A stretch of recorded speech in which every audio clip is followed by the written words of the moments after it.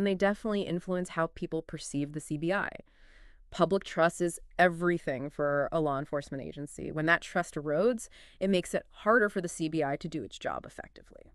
So it's not just about solving the cases. It's about doing it in a way that's seen as fair, impartial, and efficient.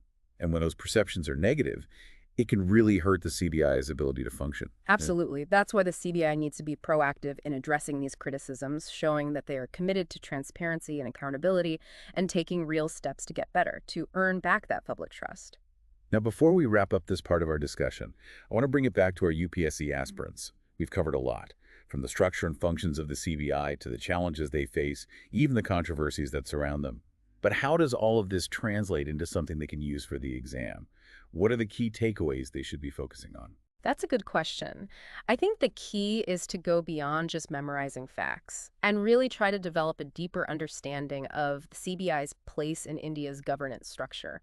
Think about how power plays out, the challenges of accountability, and those ongoing debates about the CBI's effectiveness and independence. So it's not just about knowing the facts, it's about being able to think about them critically, connect them to those broader themes in Indian polity, and make clear, well-reasoned arguments that show you really understand the complexities of the issue. Exactly. And remember, the UPSC exam isn't just about testing what you know. It's about assessing your ability to think critically, to analyze those complex issues, and to communicate your ideas in a clear and persuasive way. That's a great point.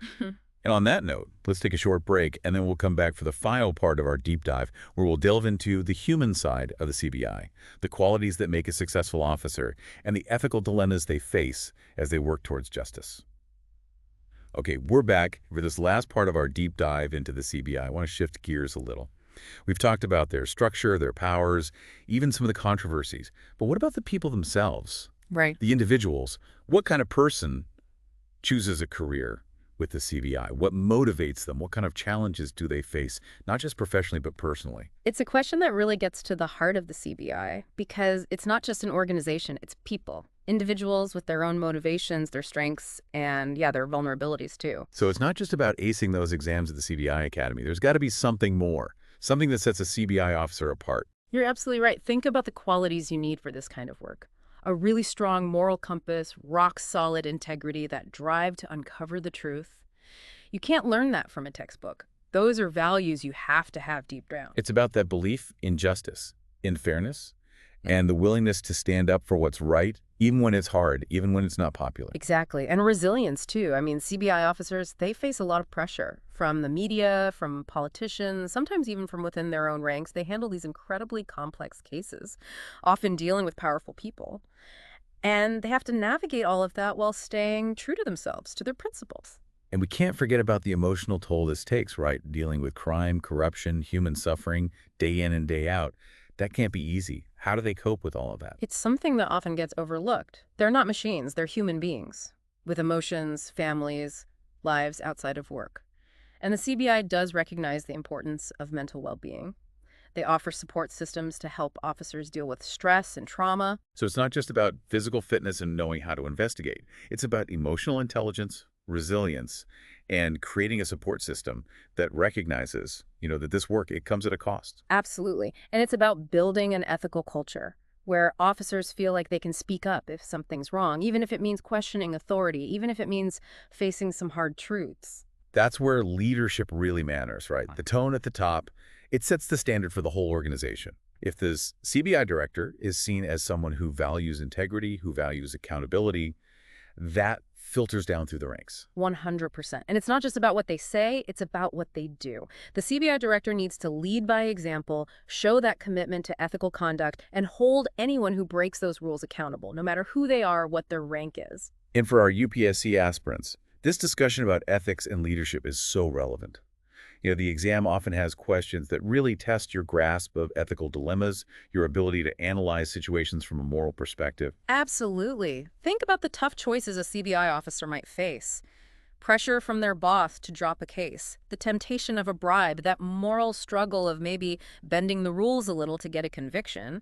These are real situations that require careful thought, a strong ethical framework, and the guts to do what's right, even when it's hard. And it's not just about knowing the right answers. It's about having that inner compass, those principles that guide your choices, your actions, even in the most difficult situations. Right. The UPSC exam isn't just looking for people who have knowledge. They're looking for people with integrity, good judgment, a real commitment to ethical behavior. So as we wrap up this deep dive into the CBI, I want to leave our listeners with one final thought. We've explored their powers, their challenges, even some of their shortcomings. But at the end of the day, the CBI is a reflection of us, of our society, of our hopes for a just and fair nation. It's an institution that's always changing, always grappling with these tough questions, always trying to uphold the rule of law in a world that's complex and challenging. And their success hinges not just on their structure or their procedures, but on the people who work there, their integrity, their commitment, their dedication to justice. So whether you're a UPSC aspirant hoping for a career in public service, or just a citizen who cares about the future of our country, understanding the CBI, the good and the bad, is so important. It's about making sure that they serve their purpose, to uphold the law, Yeah. to protect those who are innocent, and to bring those who are guilty to justice. It's about understanding that the fight for a just and fair society, it's a journey. And the CBI, with all its complexities and imperfections, plays a vital role in that journey. We hope this deep dive has given you some insights into this fascinating and often misunderstood institution. And remember, learning is a lifelong process. So keep exploring, keep asking those tough questions, keep striving for a better future.